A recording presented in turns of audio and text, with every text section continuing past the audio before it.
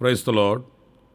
ప్రభు అయిన యేసుక్రీస్తు నామంలో మా హొసన్నా మినిస్ట్రీస్ తరపున మీ అందరికీ హృదయపూర్వకమైన వందనాలు తెలియపరుస్తున్నాను. ప్రభు మిమ్మల్ని ఆశీర్వదించి దీవించునుగాక. ప్రియులారా, పరిశుద్ధ గ్రంథంలో 113వ కీర్తన 7-8 చరణాలు నేను చదువుతున్నాను. జాగ్రత్తగా ఆలకించండి.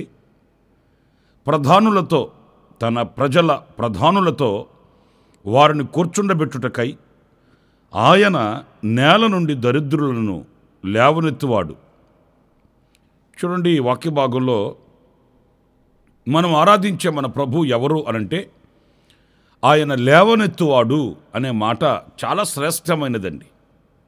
ఎందుకంటే లోకంలోని ప్రజలు ఘనులైన వారి ప్రక్కన నిలబడుతారు, గొప్పవాళ్ళ పక్షాన నిలిచి ఉంటారు, శ్రేష్టమైన వ్యక్తులతో సహవాసాలు పెంచుకుంటారు.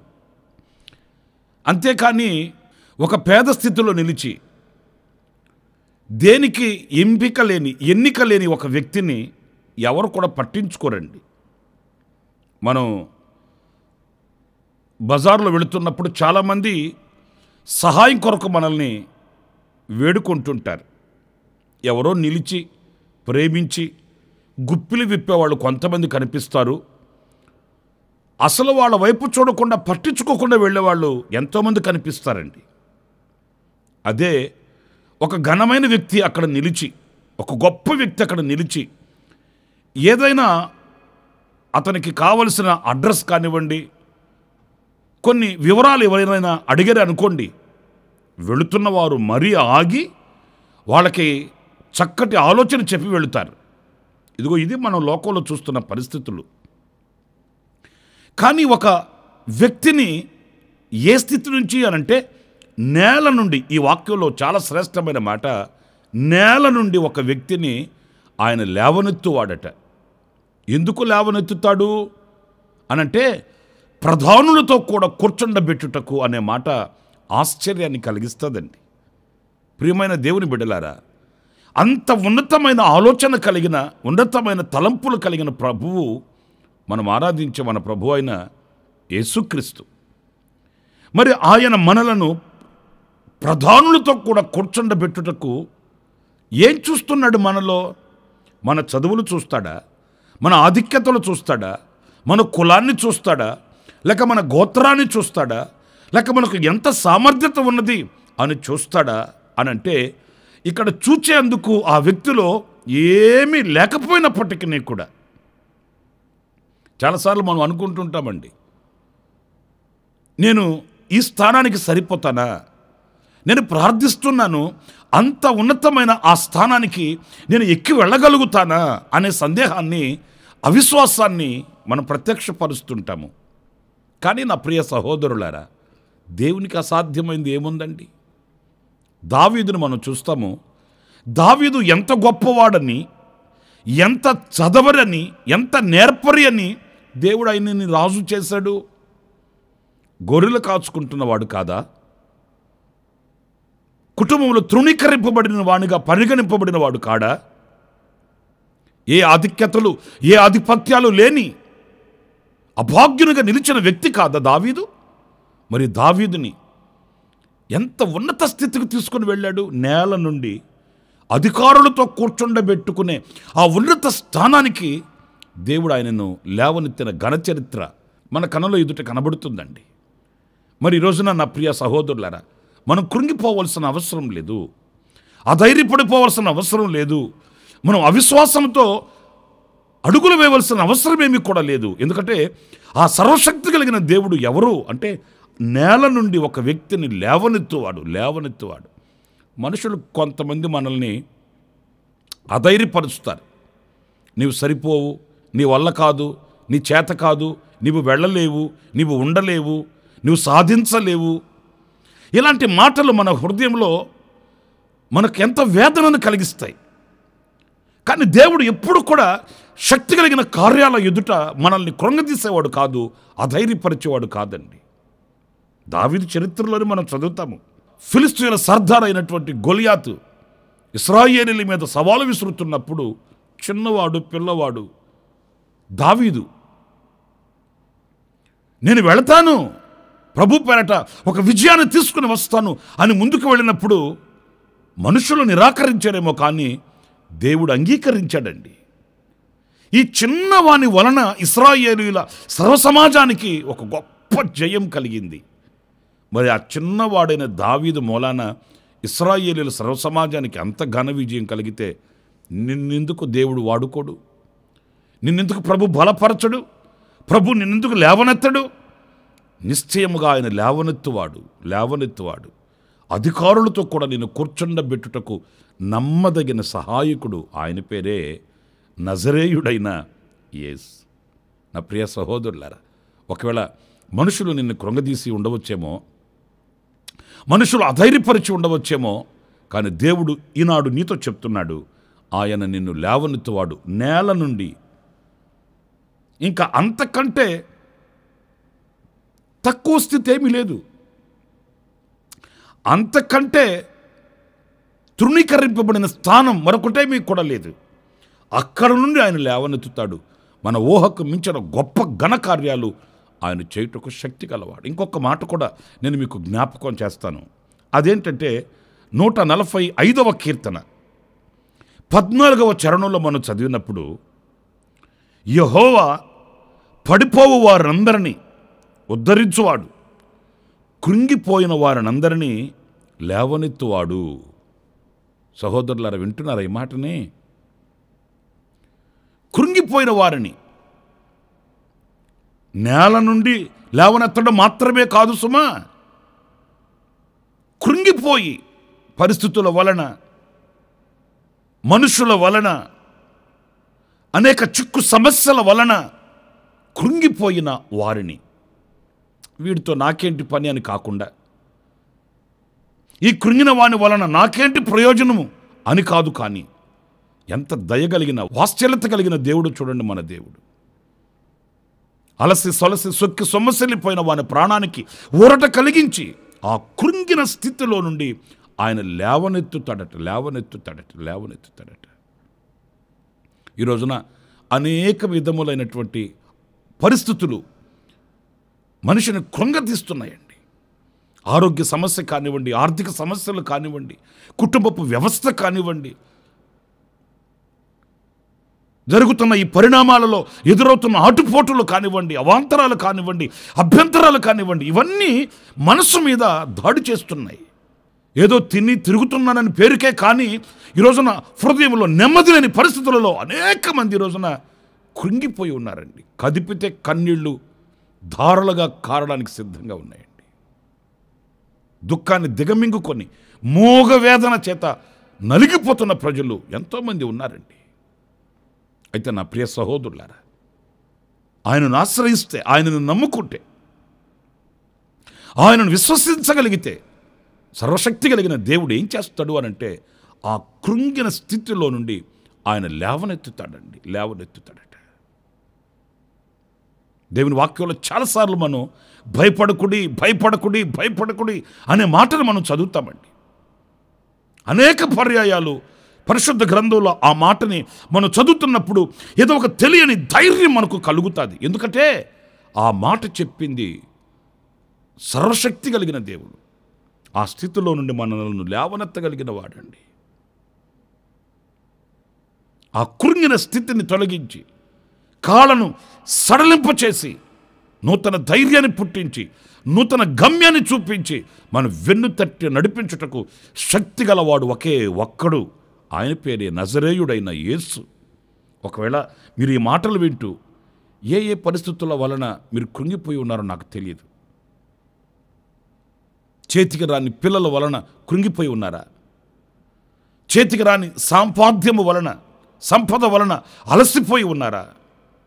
ఆరోగ్య సమస్యలు కుదుటిపాటు కాక ఒకవేళ కృంగిపోయి ఉన్నారా? నా ప్రభువు మిమ్మల్ని లేవనెత్తడానికి సిద్ధంగా ఉన్నాడు. ఆయన సన్నిధిలో నిలిచి కన్నీరు కార్చి ప్రభు యొక్క సహాయ సహకారాలు వేడుకుంటే నిశ్చయముగా ఆయన నీ చేతిని పట్టుకొని ఆ కృంగిన స్థితిలో నుండి, ఎవరు చూడట్లేదని, ఎవరో గమనించట్లేదని గొప్ప ఘనకార్యాలు చేసిన దైవజనుడు వెళ్ళి బదలి వృక్షం కింద ప్రార్థన చేసుకొని ఆయన పడుకున్నాడు, నిద్రపోయాడు. విసుగు చెందిపోయాడు, అలసిపోయాడు. ప్రవక్తలలో నా పితరుల కంటే నేను శ్రేష్ఠుడిని కాదయ్యా, ఇంత మట్టుకు చాలు, మరణాపేక్ష కలిగిన వాడై ఆయన అక్కడ నిద్రావస్థలోనికి వెళ్ళిపోయాడు. మరణాపేక్ష.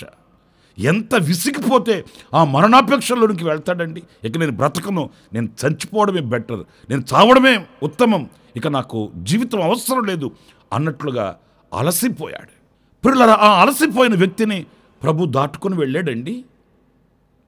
ధైర్యం చెడిపోయింది, కృంగిపోయాడు, అలసిపోయాడు, పాడైపోయాడు, నిలిచిపోయాడు, చిక్కిపోయాడు, ఒంటరిగా మిగిలిపోయాడు. ఇతరులతో నాకేంటి అని ఆయన ముఖాన్ని చాటు వేసుకున్నాడండి. లేదు లేదు లేదు. ఆ కృంగిన స్థితిలో నుంచి నువ్వు లేచి భోజనం చేయి, నీకు విస్తారమైన బహుదూర ప్రయాణం ఉంది, నువ్వు వెళ్ళవలసినది చాలా దూరం ఉంది, నీవు చేయవలసినవి ఎన్నో ఉన్నాయి. చూడండి, ఆ పురుకొల్పే, ఆ ప్రోత్సహించే మాటలు చూడండి. ధైర్యం చెడినవాడా, ఇన్ని గొప్ప కార్యాలు చేసి ఇంత దీనస్థితికి దిగజారిపోయావేంటి, నువ్వు అసలు భక్తుడివేనా, నువ్వు అసలు దైవజనుడివేనా? అలాగా మాట్లాడలేదండి. ఆ ప్రోత్సహించే మాటలు చూడండి. లేచి భోజనము చేయి అని రొట్టె ఆయన ఎదుటి పెట్టి తినమని చెప్పి మరలా ఒక గొప్ప మహిమ కలిగిన పరిచర్యని ఆయన చేతికి అప్పగించినట్లు సత్యవాక్యం సెలవిస్తుంది. మరి ఆ దేవుడే కదా మన దేవుడు, ఆయననే కదా మనం ఆరాధిస్తున్నాము, ఆయననే కదా మనం సేవిస్తున్నాము, ఆయననే కదా మనం నమ్ముకున్నాము. నీ కృంగిన స్థితిలో ఆయన లేవనెత్తుతాడు, నిన్ను విడిచిపెట్టాడు, మర్చిపోడు. నిశ్చయంగా గొప్ప ఘనకార్యాలు మన ఎడల ఆయన చేయుటకు శక్తి కలిగిన సమర్థుడైన దేవుడండి. ఇంకొక మాట కూడా నేను మీకు జ్ఞాపకం చేయాలి. కీర్తనల గ్రంథంలోనే 107వ కీర్తన 41వ వాక్యాన్ని నేను చదువుతున్నానండి. అట్టి దరిద్రుల బాధను పోగొట్టి వారిని లేవనెత్తును. ప్రియులారా, ఎంత శ్రేష్టమైన మాట చూడండి. ఇక్కడ మనం ప్రత్యేకంగా గమనించవలసింది, దరిద్రతను పోగొట్టి లేవనెత్తుతాడట. దరిద్రత అంటే ఆ చాలని ఆ పరిస్థితులు. రెక్కల ముక్కలు చేస్తుంటారు, రక్తాన్ని ఆవిరి చేస్తుంటారు, కానీ చిల్లి గవ్వ చేతిలో ఉండదు, చిల్లర పైసలు చిన్ని చేతిలో నిలబడవు. చిందరవందర చేయబడిన బ్రతుకు మోయలేక అలసిపోతుంటారు. ఏదో ఒక శాపం అనుభవిస్తున్నట్లు దరిద్రత. ప్రియులారా, ఈ రోజున ఈ అనుభవంలో అనేక మంది అఘాయిత్యాలకు పాల్పడడం, ఆత్మహత్యలకు పాల్పడడం, జీవితాన్ని ముగించాలని సాహసించడం ఎన్నో వార్తలు మనం వింటున్నామండి. అప్పులైపోయామండి, తీర్చుకునే పరిస్థితుల్లో మేము లేము, ఇక బ్రతకడం కంటే చనిపోవడం మేలు కదండి అని చెప్తుంటారు. ఒక్క మాట ఆలోచించండి, సమస్యలకు పరిష్కారం మరణం కాదండి, సమస్యలకు పరిష్కారం అఘాయిత్యాలు కాదండి. ఆ పరిస్థితులలో నుంచి విడిపించగలిగిన ఐశ్వర్యవంతుడైన ప్రభు మనకున్నాడు. ఆయన మహిమైశ్వర్యములో నుంచి మన ప్రతి అక్కర తీరుస్తాడు సుమా. వాక్యం ఎంత స్పష్టంగా చెప్తుంది. ఆకాశ పక్షులను చూడండి, అవి విత్తవు, కోయవు, కోట్లలో కూర్చుకొనవు, మరి వాటిని పోషిస్తున్నాడు కదా, వాటి అక్కర తీరుస్తున్నాడు కదా. ఆ చిన్న జీవులు, ఆకాశ పక్షులు, వాటి అక్కర్లు తీర్చే దేవుడు వాటికంటే శ్రేష్ఠులమైన మన అక్కర్లు ఎందుకు తీర్చడు? ఆయనను విశ్వసించగలిగితే, ఆయనను ప్రేమించగలిగితే, ఆయన హక్కును చేరగలిగితే, ఆయన మీద ఆనుకోగలిగితే. వాక్యంలో మనం చదువుతాం, ఎవని మనసు ఆయన మీద ఆనుకొనునో వానిని పూర్ణ శాంతి కలిగిన వానిగా చేస్తాడట. దేవుని పరిశుద్ధ నామానికి మహిమ కలుగుగాక. వానిని పూర్ణ శాంతి కలిగిన వానిగా అంటే ఆ దరిద్రత తొలుగుతుంది, ఆ శాపం తొలుగుతుంది, వెంటాడుతున్న ఆ చీకటి తొలుగుతుంది, ఆవేదన తొలుగుతుంది, పూర్ణ శాంతి కలుగుతుంది.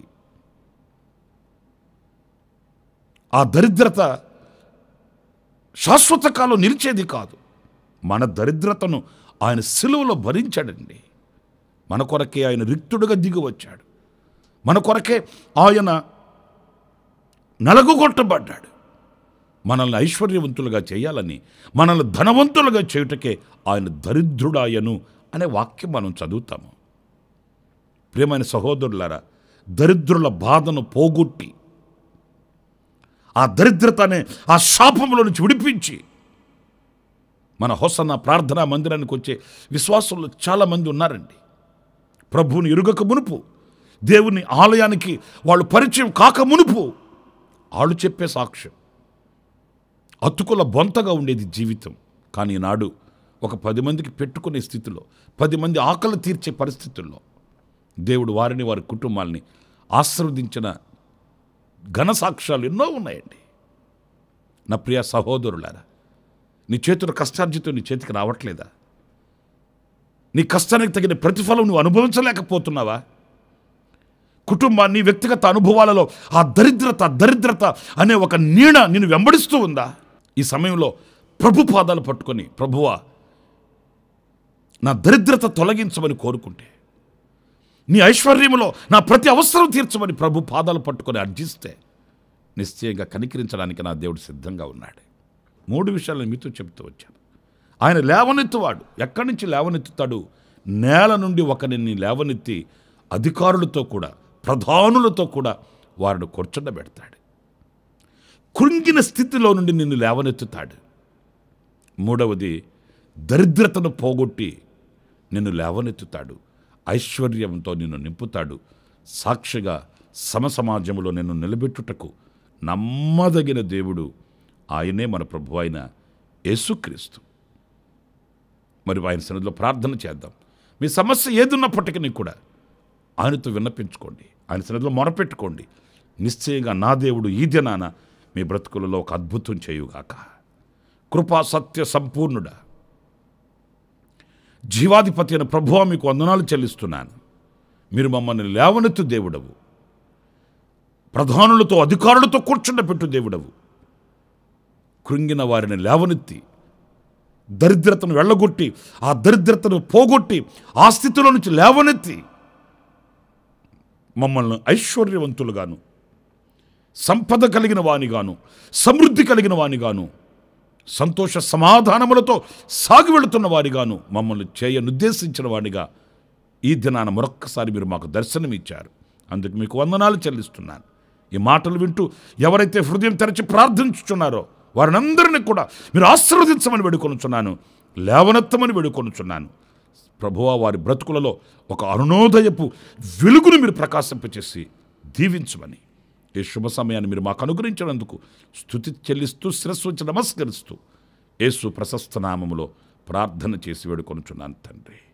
ఆమేన్, ఆమేన్. ప్రభు మిమ్మల్ని ఆశీర్వదించి దీవించునుగాక. ఈ దినమంతా విశేషమైన కృప నా దేవుడు సమృద్ధిగా మీకు అనుగ్రహించుగాక. ఆమేన్. ప్రతి దినము ఈ అనుదిన కృపాను సందేశాల కొరకు, ఇంకా మరిన్ని ఆత్మ సంబంధమైన సందేశాల కొరకు ఈ మా యూట్యూబ్ ఛానల్ ని సబ్స్క్రైబ్ చేసుకోండి. Pastor Ramesh, hosanna ministries.